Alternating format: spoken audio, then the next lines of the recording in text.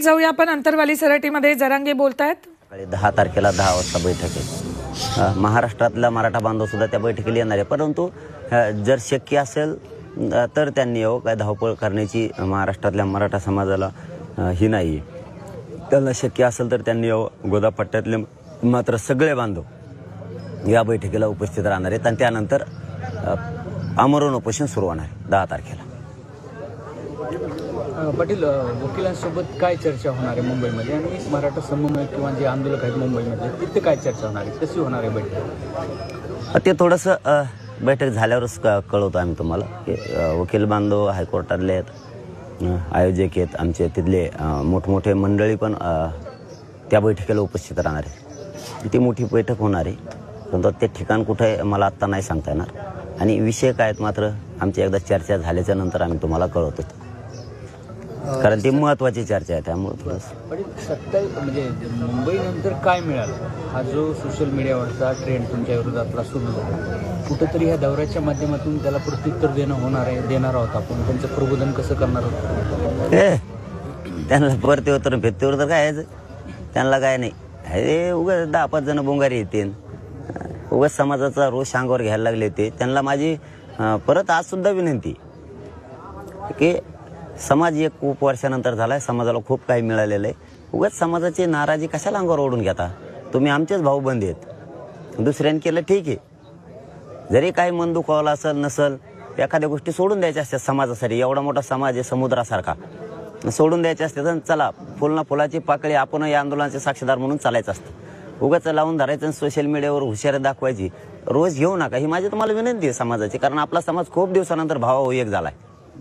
त्या माध्यमातून आज एक दिवस मिळालं नसून दुसऱ्या दिवशी मिळेल, परंतु एकी टिकून ठेवायची आपल्याला। कशाला उगाच तुम्ही मिठाचा खडा टाकताय आणि त्या पापाच्या धनी बांधताय विनाकारण? ही विनंती आहे माझी तुम्हाला, शांतपणाची भूमिका घ्या आणि एखादी मागं गोष्ट झाली असेल पुढं सोडून द्या, पुन्हा येऊन सांगा समजून, आम्ही ऐकायला तयार आहेत। परंतु हे असं करून समाजाची झालेली की आता फुटू शकत नाही काही कुणी केलं तरी पण।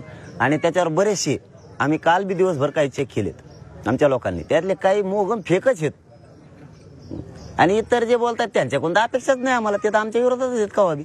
आमचे 10, 20, 50 जण आहेत, त्यांनी थांबाव, आता त्यांच्या नेत्याचे उगाच नाव उघड होणार आहेत। बरं पाटील, तुम्ही म्हटले होते की ट्रॅप रचले जात आहेत, एक ट्रॅप म्हणजे तुम्हाला बदनाम करणं हा एक सुरू झालाय, तर आणखी कोणते ट्रॅप सुरू झाले? तसं की तुम्हाला काही पूर्व सूचना कल्पना किंवा काही पाहायला मिळतंय का, ऐकायला मिळतंय का? काल हजारो फोन माझ्या मराठा बांधवाचे मला आले, ते म्हणले जरी ट्रॅप असला आणि काय असला ना आम्ही तुमच्या सोबत आहे, एकदा आरक्षण मिळालं आम्ही बघतो, तुम्ही हे डोक्यातच घेऊ नका, कारण करोडो मराठा समाज गोरगरीब एकीकडे आणि गोरगरिबाचं कल्याण झालं, यांचं नसन झालं म्हणले, यांचं कसं कल्याण करायचं काय करायचं हे जर गप नाही बसली तर आम्ही यांना बरोबर नंतर हिशोब करून यांना काय मिळालं आणि काय नाही मिळालं आम्ही सांगतो म्हणे, तुम्ही फक्त आहेत तसंच जसे पहिल्यापासून चिकाटीने असंच आमच्यासाठी राहा, तुमच्याबद्दल आम्हाला काहीच शंका नाही। असे हजारो फोन आहेत काल, तुमच्याबद्दल काहीच शंका नाही आम्हाला, हे काम आता होत आलेलं आहे, तुम्ही असंच लावून धरा। त्यांना काय बडबड करायची ते आमच्या बी लक्षात येतंय म्हणलेत, यांना काय पाहिजे हे कमवून करतायत हे आमच्या लक्षात येतंय, पण आज ती वेळ नाहीये, गोरगरिबांच्या लेकराचं कल्याण होतं, तुम्ही असंच लावून धरा, आम्ही बघतो म्हणे त्यांना, आम्ही समाज म्हणून येत, शेवटी समाज मोठा आहे, आम्ही नीट करतो। त्यामुळे माझी त्यांना विनंती आहे पुन्हा एकदा की समाजाची नाराजी नका तुमच्या अंगावर घेऊ। तुमच्या यशाची पोटदुखी होईल का पाटील? काल पण तुमच्याकडून तसं वक्तव्य आले काही लोकांना। नाही वक्तव्य आलं म्हणजे झालंय पण तसं ना हो, 70-75 वर्षात ज्या गोष्टी मिळाल्या नाहीत आपल्या गोरगरीब मराठी एक आले म्हणून मिळाल्यात नाही, मराठ्यांचाच विजय आहे ना।